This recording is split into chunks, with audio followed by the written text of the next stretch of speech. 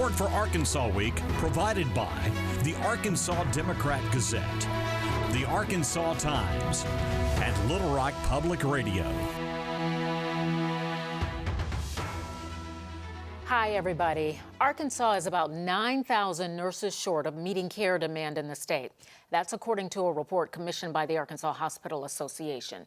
2 colleges have partnered together to attract more students to the field. Joining me to talk about this collaborative effort are Dr. Susan Gatto, Director of the University of Central Arkansas School of Nursing, and Dr. Schelista Glenn, Associate Dean for Baptist Health College Nursing School in Little Rock. I want to thank both of you for being with me. First of all, it's mind-boggling that there are 9,000, or that we are 9,000 nurses short. How did that happen? Well, the nursing shortage is it's not new. We've had a nursing shortage since the late 80s.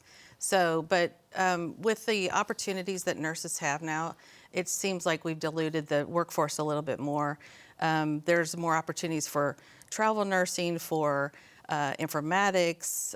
There's just all different kinds of population specialties, telehealth, and opportunities for advanced degrees for nurses. So we probably have more nurses than we've ever had. Oh, wow. We just have more demand. More demand, there's a higher demand. And I wondered too, because around the time of COVID was when I really started to realize that nurses had this large opportunity to travel around the country. Did that have an effect also? Did that kind of accelerate all of this happening at this point? There were a lot of advantages for nurses to travel, especially when it comes to competitive salary. And so, but what we are starting to see now is a lot of those nurses that left out of the state to travel for COVID, they're returning now. And something else we have to remember is, Arkansas is a beautiful state that many people come to retire in. So when you look at our population, we have a large population of those older people that are requiring more complex care needs with that. We are also at a time where a lot of our baby boomer nurses are retiring. So they are retiring out faster than we are able to get nurses through nursing schools and out into the workforce. And I'm sure what we're seeing here, where it probably mirrors what's happening throughout the country in terms of the shortage. It's not just Arkansas. It's a worldwide problem now. Yeah. It's becoming a worldwide problem. And COVID really had a significant impact because it was a difficult time for nurses. So even during that time, nurses left the profession altogether, or those that were close to retirement decided this is the time for me to retire. So we lost a significant amount of nurses just during the COVID pandemic itself. Okay, that starts to make it all clearer. So I want to talk about this pilot project that you guys have created. It's called Bridge to BSN, and it's a partnership with Baptist Health College in Little Rock. Explain to me what that is. So basically, it's a dual enrollment program where the students that can go to Baptist to get their associate's degree program, to get their associate's degree in nursing, can also complete their baccalaureate in science and nursing, the BSN, at the same time. So it's a dual enrollment. They actually take both programs at the same time.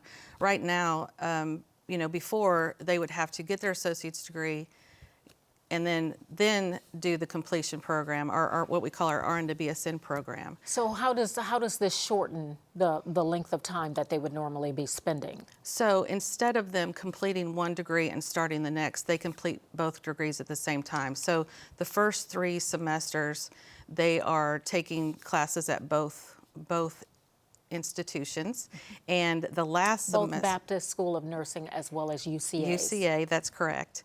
And the UCA part is online, so they can be fully in the program at Baptist. And so then the last semester, they can take their 2 clinical courses for the baccalaureate program to complete their degree. So it's actually a win-win, because if they got into our regular the UCA's pre-nursing program, it would be 3 years. Summer and 2 semesters. Okay. And now, so they would graduate the exact same time, whether they got into our pre-licensure program or did this program. And this gives them what kind of benefit when they actually get into the job market? They're they are licensed as registered nurses, and they also have the baccalaureate degree. And the program is how long? It's 18 months, is that correct? For Baptist Health College, we are an associate degree program, which is 18 months. So these students enroll and they come to us for their pre-licensure nursing courses where they spend 18 months with us, and then they're able to graduate from us with their associate degree, which makes them eligible to sit for the NCLEX RN exam and get their RN licensure, while at the same time working on their bachelor degree courses that they need for a bachelor's degree. So they're able to enter the workforce sooner while they're completing their BSN. So they have one more additional semester after that, and then they're able to graduate with their BSN. This really almost cuts the time down in half. Okay. Because like Dr. Gatto said, they normally will graduate from us and then quickly turn around and enter an RN to BSN program, which can be anywhere from another 12 to 18 months and another additional $10,000 to $15,000 in tuition. So this kind of is a win-win for healthcare institutions, it's a win-win for the students, and it's a win-win for our institutions. So how attractive is this? I mean, it sounds great to me. How attractive is this to, you know, that student that's out there that says, you know what, I want to be a nurse? So one of the things that I think is most attractive is that the UCA School of Nursing cannot admit all of the students that are qualified. We just don't have the clinical placement capacity. We don't have the faculty capacity. So this offers more opportunities for them to get the baccalaureate degree in the same amount of time. So we are increasing our enrollment. Of course, it's just a pilot program at this point. But when we get fully, when we have it fully implemented, we're hoping to admit 25 more students. So right now, UC admits 125. That would be an additional 25 students. So that would be up to 150 students that we're graduating. Yeah, Yes. yeah. So. And that's it's all about it, increasing the numbers. I know you're in this pilot program, you have a class that has already begun, and they have roughly 6 more months. I think you told me that they would graduate in December. We have the first class, which is part of the pilot program, currently enrolled at Baptist. They are set to graduate in December of 2025, and we are currently in the process of enrolling the second class, which will actually start in July. And we are starting to kind of get the word out more and communicate to those that are interested, where we have almost doubled our enrollment of the last class. That's excellent. Yeah. So, and I realize being a pilot program, yeah, you got to get the word out. Right. I mean, part of this will help you get the word out about this. But how are you doing that? And I can imagine, though, once this class graduates in December, they'll go out into the workforce and they'll say, hey, let me tell you how I got here. And that will inspire more people to want to get into this program. How is it funded? Well, the financial aid is through UCA, although they're eligible for scholarships at Baptist as well. So the students can find funding. But one of the things that's going back to your recruiting question, we, the students spend two years getting their prerequisites. Okay. And then they apply to the UCA BSN program. And so of that pool of students, we work with them throughout the whole first 2 years, talking to them about getting into our program or having the alternative to go into this bridge program. Okay. So they know about it from the beginning. Oh, I see. And when you say prerequisite, what does that require for a student? It's 60 credit hours. They take their biology and psychology and nutrition and all those things that are required for a baccalaureate degree, and also for nursing. And so once they complete those 60 hours, they're eligible to apply to the major. Okay. And just to help all of us who don't necessarily understand, I know that some nurses can go to, or some soon-to-be nurses can get their baccalaureate degree, their bachelor's degree. I don't know if I even said that right, but their bachelor's degree in nursing. And then there are nursing schools where it's not necessarily a bachelor's degree. How do they different, and how do the nurses differ once they get out into the real world? Well, for Baptist Health College, we are an associate degree program. Okay. So our curriculum is structured around pre-licensure nursing courses to help when they graduate, they go out and be safe, competent nurses. The advantage to a bachelor's degree is geared more towards like community involvement, leadership, management type style. What we do find is that nurses are very education driven, and so a lot of them want to continue to get those higher degrees because of the advantages that it has in their career.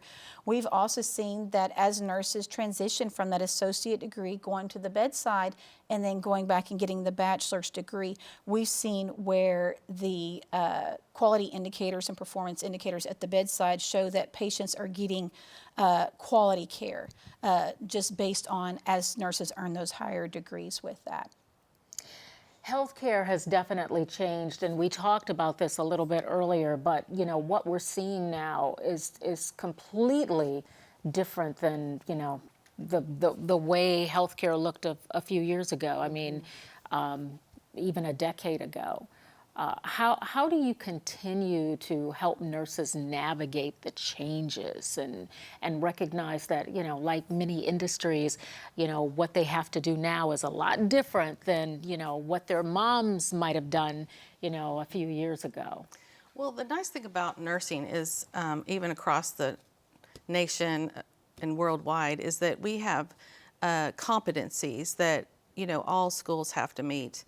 To get our accreditation and things like that. So we have certain metrics and standards that the students all have to have. So those agencies that develop those competencies involve all of us at multiple levels and many stakeholders so that we can keep up with the industry and what is projected for the future.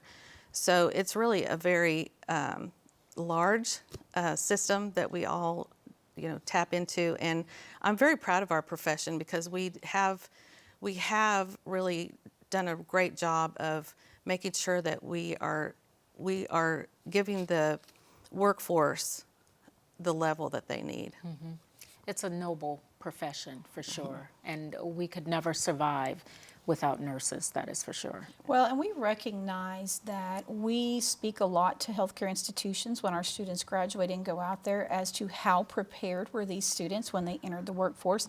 And we've restructured some of our curriculums to meet those needs, such as we have found that the more time the students spend at the bedside in kind of a clinical hospital setting, the more prepared that they are to go out in the workforce.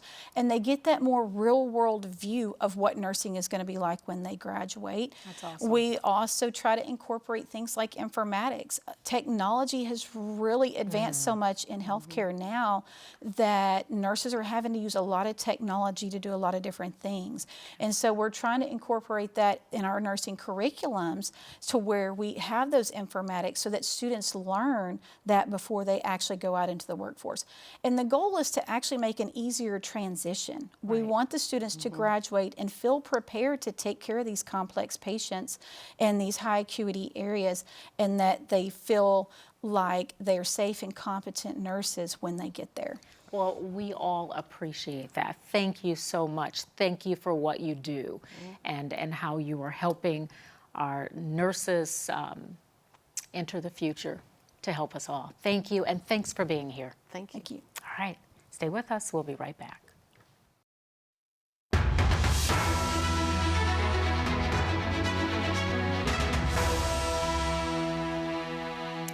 Welcome back, everyone. Rice is among Arkansas's top crops, and what's grown here accounts for more than 40% of what's produced nationwide.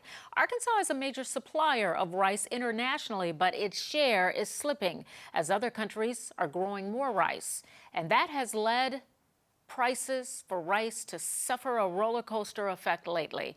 With me now to explain what's happening is Dr. Alvaro Durand-Morat with the University of Arkansas Division of Agriculture, and he leads the Arkansas Global Rice Economic Program.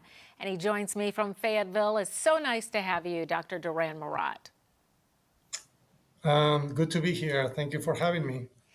Okay, so what's happening to cause this change balance in rice production worldwide? Well, again, the global rice market is big because rice is an important commodity globally, but the way I see it and the way we see it, there are two main factors driving these significant changes in prices. The most relevant one is India.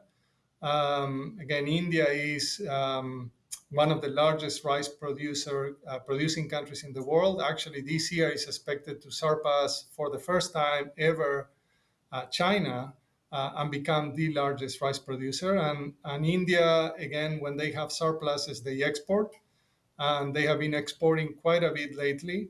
And so that increase in production and in exports put, again, downward pressure on international rice prices.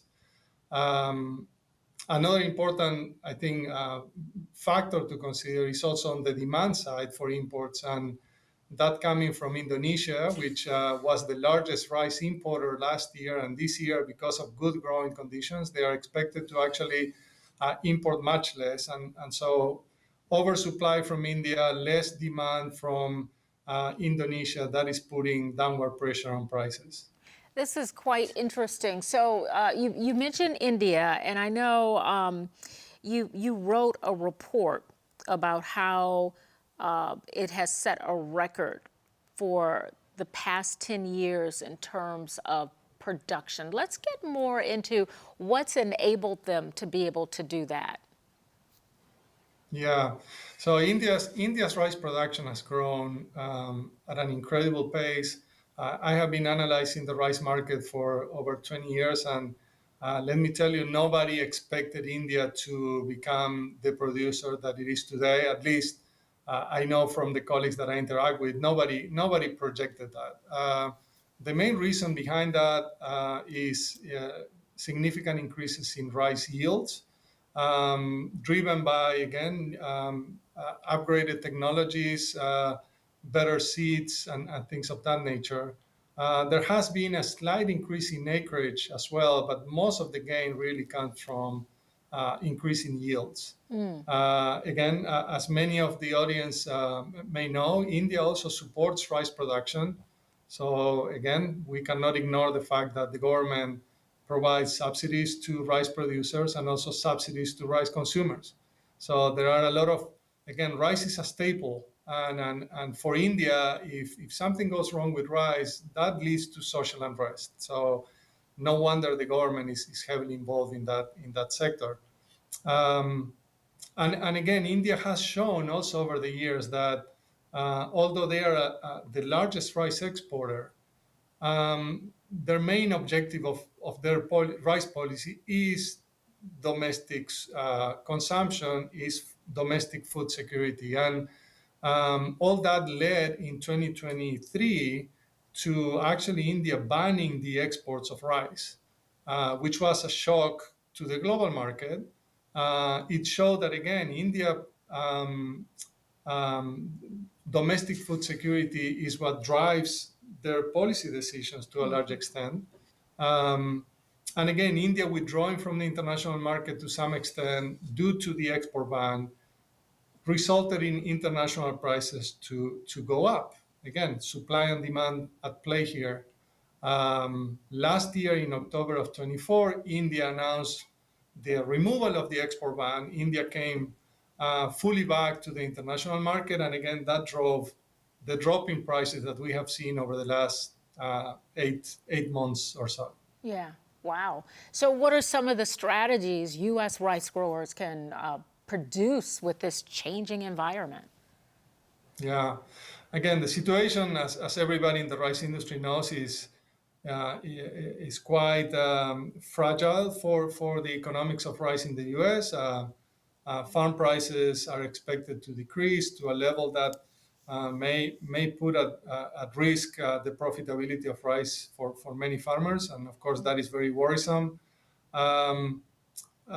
The strategies, again, from my point of view, there are a couple of things that the industry is doing, but definitely maybe need to strengthen or do it to a larger extent. One of them is, again, we operate, U.S. rice is still considered kind of a premium rice. We don't compete directly with many with rice from Asia. We compete primarily with rice from Mercosur in markets throughout the Western Hemisphere, Central America, the Caribbean, Northern South America. And so we need to keep doing a good job at producing good quality rice that our customers overseas will still prefer over the competition, kind of regardless of the price, or even considering that U.S. rice may be a little bit more expensive, but quality should be still, I think, a good objective to keep seeking. The second, I think, point is most of the U.S. rice exports go to markets where we have preferential access through trade agreements. NAFTA, or now called USMCA, DR KAFTA, bilateral trade agreements with Colombia, and things of that nature have really facilitated U.S. rice exports. And so, again, I think it is important for the industry to maintain and actually expand maybe trade integration with other regions. I think those are definitely two very important avenues that the industry knows and the industry is pursuing. Another thing is, again, to develop new markets, right? Every time you struggle to sell your rice, and again, we sell around 40% of the rice to buyers overseas. So exports are a big deal for U.S. rice. So developing new markets is also a strategy. And again, the government, the USDA, has programs that support that type of activities. And I know, again, U.S. Rice Federation and other organizations are pursuing that. But I think in this market context, that becomes maybe even more relevant to highlight the quality and the good aspects of U.S. rice in new markets. Even with these things that you mentioned, quality, trade agreements, finding new markets, all of that, even with those things in mind, do you see this change internationally perhaps having long-term ramifications here in the state of Arkansas? I think if we talk about long-term, I think that the U.S. rice sector has shown resiliency over the years. So in the long term, I can see, again, changes in agricultural practices and things of that nature that will lead to competitiveness. So I know our farmers and our industry is strong and they will innovate to compete. Maybe the short term, this year and next year, the context is of low prices. And of course, there is not much room to change in the short term, right? I mean, it's very hard to be very innovative in 1 or 2 years. Many times things take longer than that. So I think the long term, again, of course, we have to be mindful of it. But again, the industry has shown that it can innovate under pressure and that it is resilient to different market conditions. In the short term, I think the picture is quite different. Prices are expected to remain low this year and next year. We are projecting, again, part of our activities here is to project the rice market for the next 10 years. And we are projecting that, yes, 24, 25 and 26 will be years of low prices. Okay. Things will start, the international price will start going up again in 27. And but again, the short term is what worries me the most. Yeah, the short term, not so much the long term. I think most of us, those of us who aren't farmers, when we think about what we've encountered with Mother Nature, we had a rainy spring, it delayed planting, not as much crop in the ground. Even this weekend, we're dealing with rain. Number one, how does that affect quality? And what does that do for production for this season? What is this season looking like? Yeah, so again, there are other experts on rice production that can answer that question better than me, but I can give you like my overall view of what I read and what I follow. The crop in Arkansas, despite all the significant rain and flooding that happened early April and that continues to kind of happen throughout May, with rains and I think unseasonably cool weather. Despite all that, according to USDA numbers, the crop progress is kind of at par with previous years. So we are not seeing. I think I checked this week. 95% of the rice crop in Arkansas has emerged already. Now it is true that there seems to be some area that won't be planted. I don't have the numbers right now to tell you how much, but I can tell you that the USDA projections for production this year are only 3% lower for long grain rice, which is the rice that we produce primarily in Arkansas, relative to last year. Okay. Now, with that said, today at noon, actually the USDA will release the WASDE report for this month. And some people are expecting to be some adjustments, but again, we don't know until like in 1 hour that report will be released. Okay. But overall, again, you said it correctly, right? I mean, all the rainy season, the flooding, things could have looked, I think, much worse. In terms of quality specifically, it's very early in the season, so it's very hard to say. Quality is usually defined more advanced in the season during after flowering. Okay. Well, we will keep our fingers crossed, and yeah, the short term will encounter some issues, but hopefully in the long term things will work out. Dr. Durand-Morat, thank you so much for joining us all the way from Fayetteville. Thank you. Thank you so much for the invitation. And I want to thank you for joining us for Arkansas Week. I'm Donna Terrell. I will see you next time.